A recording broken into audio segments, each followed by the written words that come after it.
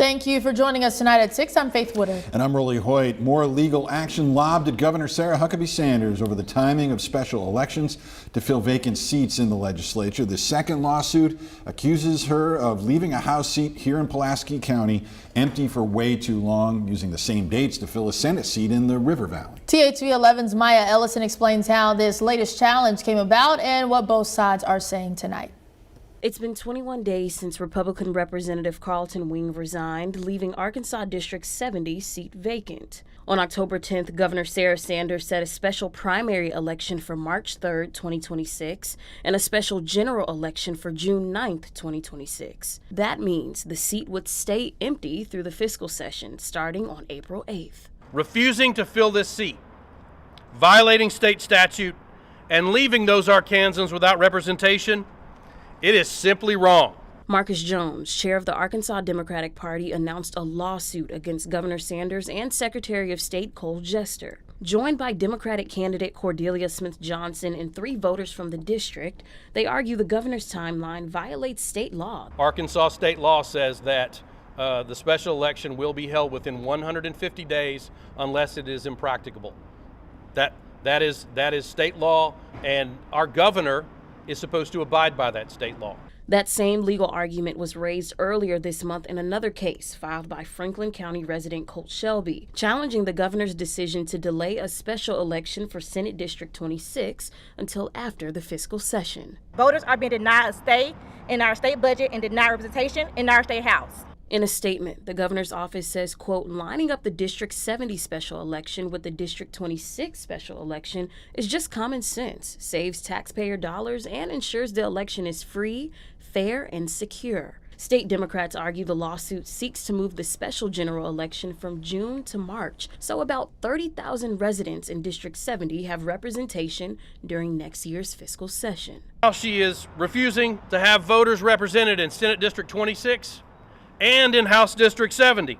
That is unacceptable under Arkansas statute. As for the race itself, Cordelia Smith-Johnson, Democrat Alex Holliday, and Republican Bo Renshaw have all announced campaigns for the seat. The Democratic Party says the seat could flip, while the Republican Party calls the lawsuit, quote, a distraction in a race they can't win. In Little Rock, Maya Ellison, THV 11 News. All right, thank you, Maya. Both the Democrats in this lawsuit and voters in Franklin County in another case are asking a judge to order the timeline moved up to get lawmakers in place by the fiscal session next April. Well, did you enjoy the weather today? It was absolutely phenomenal.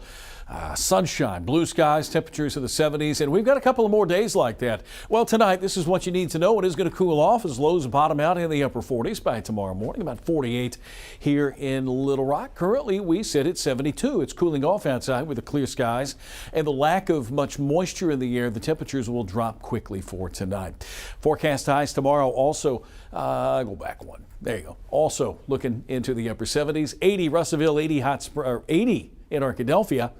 Tomorrow's high in Texarkana, about 82 and 75 in Fayetteville. Next 3 days, again, tranquil weather, quiet weather coming up through Thursday. Then things begin to change. We're going to talk about some weather that could impact your weekend on the way here next.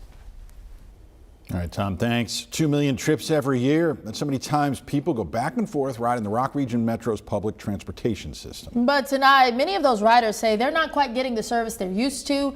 Those riders got to air their concerns directly to the people in charge today. And as Carter 3 found out, they have been looking forward to this opportunity for weeks. He joins us live from downtown Little Rock. Carter? Well, many of the folks here at this main travel center in downtown Little Rock tell me that they've had rides delayed, sometimes canceled altogether, and it's not a secret or a conspiracy. Rock Region Metro admits that they're facing challenges they hope to be able to address. Over about a 5-month period, we experienced a pretty significant decline in our bus operators. So we rolled out and launched those schedule changes at the end of July. Those schedule changes reducing service to some bus routes for Rock Region Metro. Erica Henderson is one passenger who attended Tuesday's Rock Region Board meeting. It impacts us in a big way because we can't get to where we're trying to go, especially when you're trying to get to a doctor appointment or, you're trying to get to just wherever. Other public commenters Tuesday asked for more routes or buses to be more on time. I have to wait from Persian and Willard almost for an hour to 45 minutes to get a ride from where I live at. And it's a problem. It's getting worse and worse. Becca Green with Rock Region says problems are largely due to their driver shortage. We'll be 40 years old next year, and a lot of the people that have been driving our buses throughout those years have been there with us from the get-go, so they were kind of nearing retirement anyway. Rock Region does hold hiring events, including one last Friday where they found 11 potential new drivers, but Green says funding is also a problem. The top two cost centers in transit are labor and fuel. The costs for doing business go up every year, even if we're not expanding service. Green says the driver shortage and higher labor and fuel costs can be fixed with that funding that Rock Region Metro is hoping for. The way that all these things happen is by talking to your elected officials, because they're the people who actually decide where the funding in our community goes and what gets funded long term. So that's Rock Region's big message. They plan to work with state, local, and federal officials to try and get more funding, and they encourage passengers to reach out and try and do the same. They hope that eventually they'll be able to return to pre-July or even pre-pandemic levels of service. Reporting in Little Rock, I'm Carter Thweet, THV 11 News. All right, Carter, thank you. The lawyer for the man accused of murder but also running for sheriff is sharing some of her client's plans. Aaron Spencer is accused of shooting and killing 67-year-old Michael Fossler after finding him with his teenage daughter. He then announced his candidacy for sheriff in Lonoke County on social media earlier this month. Fossler was accused of sexually assaulting the 14-year-old, and Spencer says he simply defended his family after finding Fossler driving her in his truck. His defense attorney, Erin Casanelli, told us today she can't comment on trial strategy or details of the case specifically, but she's excited about her client's campaign and says he's running for what she called the right reasons: safety in their community, transparency, and accountability, according to her. And despite that message coming from a man accused of second-degree murder, that message appears to be resonating. He was inspired by his own situation and by what he's experienced just as a community member. And he's running for the right reasons. I mean, he wants a better Lonoke that's better for the kids, better for his neighbors. You know, he's not running for fame or fortune. It's to make his community better. Spencer's trial is set to begin January, and then the election wouldn't be until next November. Tonight at 10, THV 11's Catherine Rowley will break down more about her discussion with the attorney, and we'll also hear from the current sheriff, John Staley. Well, we've all done this at one time or another. Get behind the wheel to head somewhere only to become distracted either by getting on your phone or adjusting the radio or simply talking to someone. This week, local law enforcement is cracking down on distracted driving. It's called Put the Phone Away or Pay.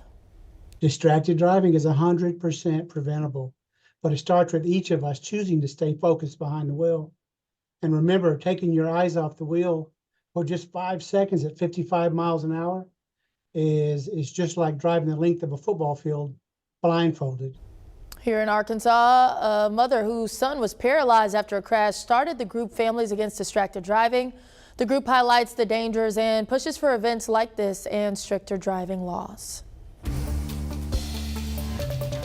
Saving money for your child's education or perhaps your kid's college future, it feels like it could take years. Some people turn to a popular investment account to help them out with these school costs. So Allison Gormley explains what a 529 account is and how it can help with rising tuition costs right down to textbooks.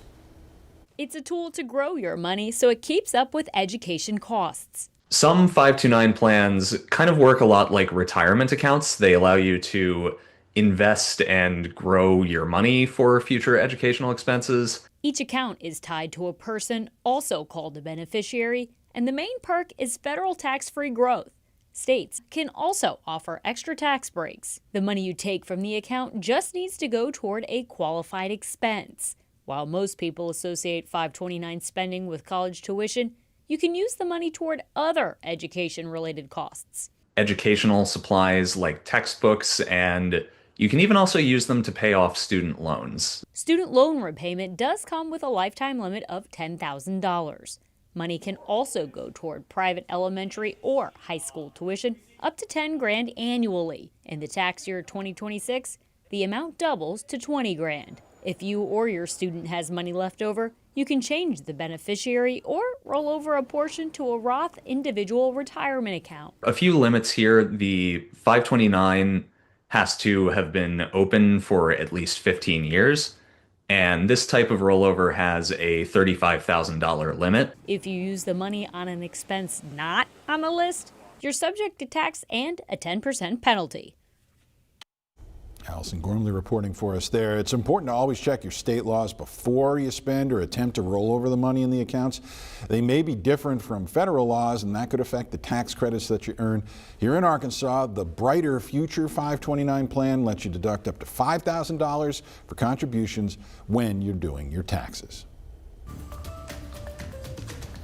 Tonight, a new documentary on HBO, Armed Only with a Camera. It highlights the life and death of Brett Renaud. Yeah, Renaud grew up here in Little Rock after his family moved here from Memphis. The photojournalist died in Ukraine while covering the Russian invasion 3 years ago. His brother, filmmaker Craig Renaud, and Juan Arredondo shared their experience putting this heartbreaking film together. It was a 3-year process. It was very difficult. You know, we started making this film in an instant when Brent and Juan came under attack by Russian soldiers. You know, at that moment we went from making a film about the war in Ukraine and the people caught in the middle to being part of the film in an instant. You know, it was one bullet went through my brother's neck and he died instantly. Juan was injured, had to undergo 12 surgeries. Again, that documentary is available tonight. That interview with the people behind the film and a sneak peek of the new HBO doc will stream tomorrow at 7 on the THV 11 Plus app. The makers of Tylenol pushing back against calls to change their label. The latest push after the accusations that medicine could be linked to autism or ADHD. I know it's only Tuesday, but we're trying to give you a heads up of what could happen this weekend. More rain, possibly some thunderstorms for Saturday, Sunday. Doesn't look like it's going to happen every hour of all weekend long, but we could see some rain. Going to have that forecast for you after the break. And here's a look at what's streaming tonight on THV 11 Plus. Lots of great true crime content. The series Killer Cases, that starts at 7 all the way up to our 10 o'clock news. Remember, you can download THV 11 Plus app to your smart TV and watch for free.